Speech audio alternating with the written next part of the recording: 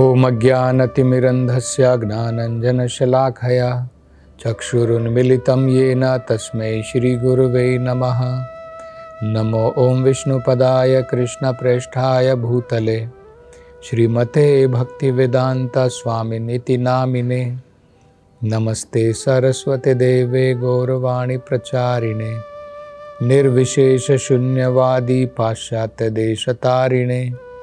जय श्री कृष्ण चैतन्य प्रभु नित्यानंद श्री अद्वैत गदाधर श्रीवासदि गौर भक्तवृंद। हरे कृष्णा कृष्ण कृष्णा हरे हरे, हरे राम राम राम हरे हरे। हरे कृष्ण। तो सुखदेव गोस्वामी जी जम्बू द्वीप के जो अलग अलग खंड हैं, अलग अलग वर्ष हैं, वहाँ के भक्तगण और वहाँ के निवासी भगवान के किस रूप की उपासना करते हैं और क्या प्रार्थनाएं कर रहे हैं उसका वर्णन कर रहे हैं। तो अब अगला वर्ष जो है हिरण्मया वर्ष। हिरण्मया वर्ष में भगवान के एक भक्त हैं आर्यमा, और ये भगवान के कूर्म रूप की उपासना करते हैं। कछुआ, ये हमें पता है, जयदेव गोस्वामी ने बड़ा सुंदर वर्णन किया है। उन्होंने एक स्तोत्र लिखा है, दश अवतार स्तोत्र। भगवान के मुख्य जो 10 अवतार हैं उनका वर्णन किया है। केशव धीरता कूर्म शरीरा जय जगदीश हरे। तो भगवान का ये कछुए का रूप, कूर्म का रूप जो है, हिरण्मय वर्ष में उनकी उपासना की जाती है। और आर्यमा जो भगवान के भक्त हैं वो उनसे प्रार्थना करते हैं। इस कूर्म रूप के बारे में सुखदेव गोस्वामी जी कहते हैं, प्रियतमा तनुम, प्रियतमाम तनुम। ये जो भगवान की जो रूप है, ये जो शरीर है, चाहे वो कूर्म का रूप हो, चाहे मत्स्य का रूप हो, चाहे नरसिम्हा का रूप हो, ये सारे क्या हैं? प्रियतमाम। जो भक्त विशेष रूप से इन विशेष भगवान के अवतारों की उपासना करते हैं, उनके लिए ये अत्यंत प्रिय है, अत्यंत सुंदर है। प्रियतमम का मतलब होता है अत्यंत प्रिय और सौंदर्य ऐश्वर्य से भरपूर। मतलब ऐसा नहीं है कि क्योंकि बाहरी रूप से देखने में कछुए का रूप है, बाहरी रूप से देखने में मछली का रूप है, इसका मतलब ये नहीं है कि भगवान के ये रूप जो है ये अच्छे नहीं दिखते हैं, भद्दे हैं, ये बदसूरत हैं। तो देखें तो यहाँ पर बताया गया है, भगवान के सभी रूप भौतिक रूपों से परे हैं। उत्तम का मतलब होता है उद्गता तमा, जो इस सांसारिक तमोगुण से, सांसारिक गुणों से जो परे हैं। ब्रह्म संहिता में भी इस बारे में कहा है, अद्वैतम। भगवान के जो ये अनंत रूप हैं एक दूसरे से अलग नहीं है। अद्वैतम, द्वैता मतलब होता है दो अलग अलग। जिस प्रकार से एक व्यक्ति अलग अलग ड्रेस पहन सकता है, वस्त्र धारण कर सकता है अलग अलग जगह के लिए। जब वो ऑफिस में जाता है तो अलग प्रकार के वस्त्र धारण करता है, जब वो घर में रहता है तो अलग प्रकार के वस्त्र धारण करता है, जब वही व्यक्ति किसी प्रोग्राम के लिए जाता है, शादी ब्याह के लिए जाता है, किसी फंक्शन के लिए जाता है, अलग प्रकार के वस्त्र धारण करता है। तो क्या ये व्यक्ति अलग हो गया? अलग अलग वस्त्र धारण करने से वो अलग नहीं हो गया। इसी प्रकार से ये जितने भी भगवान के रूप हैं ये अद्वैतम है, एक दूसरे से अलग नहीं है, लेकिन अलग अलग कार्य के लिए भगवान के अलग अलग भक्तों के उनकी उपासना के अनुसार भगवान उस प्रकार का रूप धारण करते हैं। तो जैसे प्रहलाद जी के लिए और हिरण्यकशिपु को मारने के लिए भगवान ने नरसिम्हा का रूप धारण किया। पृथ्वी को गर्भोदक सागर में डूबने से बचाने के लिए भगवान ने वराह का रूप धारण किया। तो आप बहुत स्थानों पर देख सकते हैं भगवान के इन अलग अलग रूपों की उपासना होती है। आप मंदिर में जाते हैं, कई मंदिर आपको दिखाई देंगे भगवान जो है नरसिम्हा के रूप में दर्शन देते हैं। कहीं पर आप देखेंगे भगवान जो है वराह अवतार के रूप में जो है मंदिर बनाए जाते हैं भगवान के। मतलब क्या है, ये भगवान केशव के ही, कृष्ण के ही अलग अलग रूप हैं। अपने भक्तों की भावनाओं के अनुसार भगवान ने ये अनेक रूप धारण किए हैं और ये एक दूसरे से अलग नहीं हो गए। ऐसा नहीं है कि क्योंकि उन्होंने कूर्मा का रूप धारण कर लिया है इसलिए ये रूप तो जानवर जैसा है, ये भद्दा है। भगवान के सारे रूप भौतिक रूपों से परे हैं, ये सारे दिव्य हैं, इन सब की उपासना की जाती है। इसमें रजोगुण, तमोगुण, सत्वगुण का लेश मात्र भी नहीं है। ये सब शुद्ध सत्व गुण के भगवान के रूप हैं। ये हमको समझना है। तो इसलिए यहाँ पर शुकदेव गोस्वामी जी कूर्म रूप के बारे में कह रहे हैं, प्रियतमम तनुम। ये जो भगवान का शरीर है, ये जो भगवान का रूप है, ये अत्यंत सुंदरता से भरा हुआ है, ये अत्यंत भक्तों को प्रिय है। वो कह रहे। तो अब जो ये प्रार्थना करते हैं वो बड़ी सुंदर प्रार्थना है। वो कहते हैं, ओम नमो भगवते अकूपराय।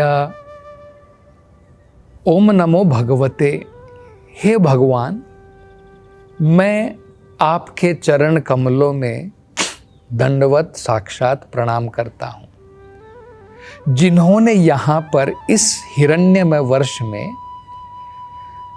अकूपराया एक कछुए का रूप धारण किया है। तो कूर्म शरीर जो है उन्होंने धारण किया है, मैं उनको प्रणाम करता हूं। और वो कहते हैं कि इस रूप में सर्व सत्व गुण विशेषणाया। ऐसा नहीं है कि कूर्म का शरीर है इसलिए, क्योंकि जानवर का शरीर देखिए, उनको जानवर का शरीर क्यों प्राप्त होता है? तमोगुण के कारण।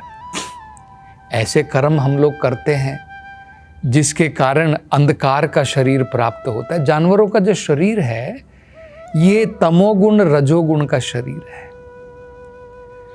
तो ये हमें पता है, ये तो भगवद गीता में भगवान ने स्पष्ट किया है। ऊर्ध्वम गच्छन्ति सत्वस्थः। अगर आप सत्वगुण में रहेंगे, अपना जीवन सत्वगुण में बिताएंगे, तो आप ऊपर की योनियों में, ऊपर के लोकों में जाएंगे। मध्य तिष्ठन्ति राजसः। अगर आप अपना जीवन रजोगुण में बिताएंगे तो मध्य के लोकों में रहेंगे। और अधो गच्छन्ति तामसः, तमस अगर आप तमोगुण अंधकार में अपना जीवन बिताएंगे तो आपका जन्म जो है नीचे की योनियों में होगा, नीचे के लोकों में होगा। तो ये जो कछुए का शरीर है, जानवर का शरीर है, ये हमारे पाप कर्मों के कारण हमें जो है ये नीचे के शरीर प्राप्त होते हैं। लेकिन भगवान का कूर्म का शरीर जो है वो कह रहे हैं ये तमोगुण का नहीं बना हुआ है, ये पूर्ण रूप से शुद्ध सत्व गुण का ही है। तो ये बड़ा विशेष है समझना। और कहते हैं अनुपलक्षिता स्थानाया, आप कूर्म के रूप में जब सागर में जा रहे हैं, एक जो कछुआ है आप उसको कह सकते हैं कि भाई ये कछुआ यहाँ पर है, अभी यहाँ पर है, अभी यहाँ पर है। लेकिन वो कहते हैं कि अनुपलक्षिता, लक्षिता मतलब आपका स्थान, स्थान आया। अनुपलक्षिता मतलब जो पहचान नहीं सकता है, कह नहीं सकता है कि आप कहाँ पर हैं। मतलब आपको इन भौतिक दृष्टि से, भौतिक नजरिए से, इन भौतिक आँखों के द्वारा कोई व्यक्ति पहचान नहीं सकता है, देख नहीं सकता है। वो ये कह रहे हैं नमो वर्षमणे। वर्षमणे का मतलब होता है जो सबसे पुराने हैं वर्ष में, लेकिन फिर भी जिनके ऊपर समय का प्रभाव नहीं है। अब आप देखिए अगर आप 80 साल के हैं वर्ष में तो आपके ऊपर समय का प्रभाव तो रहेगा। आपके बाल सफ़ेद हो जाएंगे, आपके शरीर के ऊपर झुर्रियाँ पड़ जाती हैं, अनेकों प्रकार के वृद्धावस्था के लक्षण जो है प्रकट होते हैं। लेकिन यहाँ पर भगवान के बारे में कहा है नमो वर्षमणे, हे भगवान मैं आपकी उपासना करता हूँ क्योंकि आपके ऊपर समय का कोई प्रभाव नहीं है। ये अंतर होता है भगवान के शरीर में और हमारे शरीर में। हमारा शरीर माया के द्वारा रचित है, भगवान का शरीर आत्मा माया के द्वारा रचित है।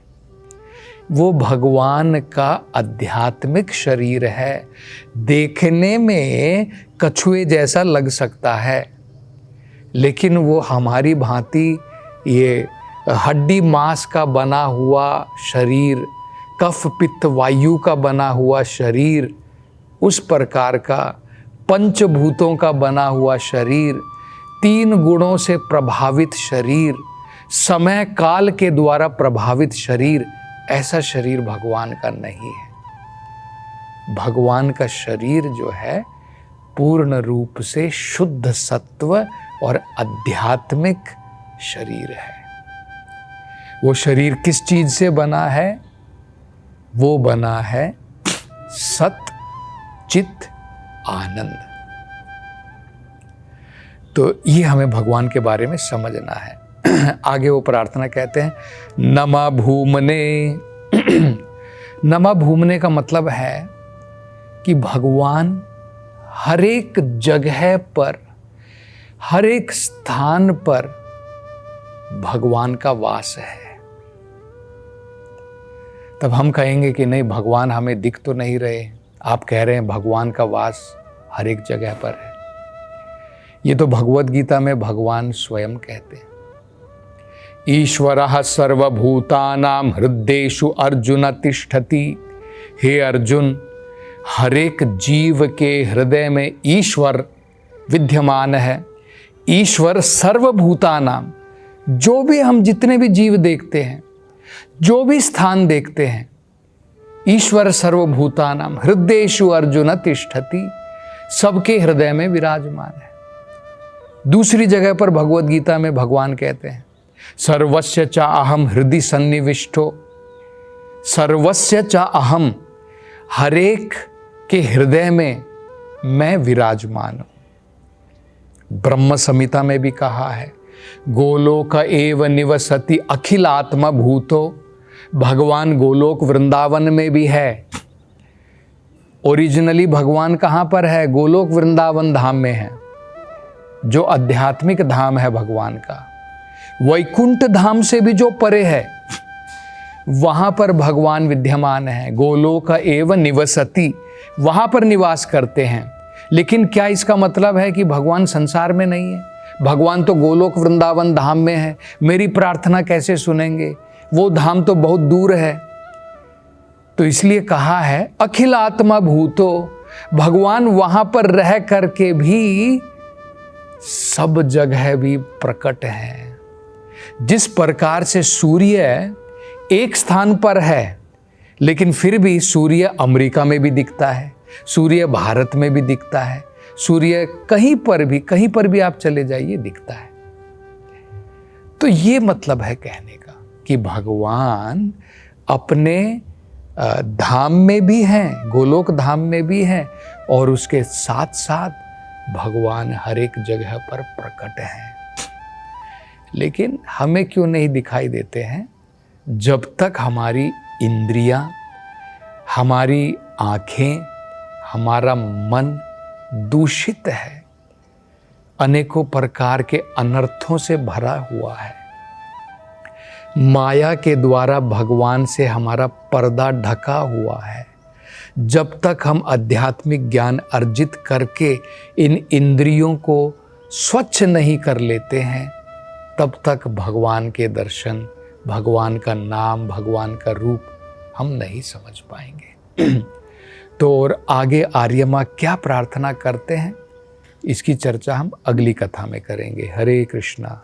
त्रिवेणी का ये संगम सारे पाप हर जाता है, कुंभ नहीं वरदान है, मोक्ष द्वार कहलाता है। प्रयागराज की ये धरती संतों का यहाँ रेला है, कण कण में यहाँ ज्ञान भरा ये महाकुंभ का मेला है। अमृत का रस छलकाए वो महाकुंभ है, जहाँ आस्था की धारा वो महाकुंभ है। नमस्कार, मैं हूँ सुरेश वाडकर। पवित्र त्रिवेणी संगम पर महाकुंभ मेला एक स्वर्णिम अवसर लेकर आया है, लेकिन हर कोई प्रयागराज नहीं पहुंच पाता। ऐसे भक्तों के लिए वृंदावन चंद्रोदय मंदिर एक विशेष मानसी स्नान और हवन सेवा का आयोजन कर रहा है। चलो साथ मिलकर इस स्वर्णिम अवसर का लाभ उठाएं, महाकुंभ में भाग लेने के साथ साथ चंद्रोदय मंदिर बनाएं। हरे कृष्ण।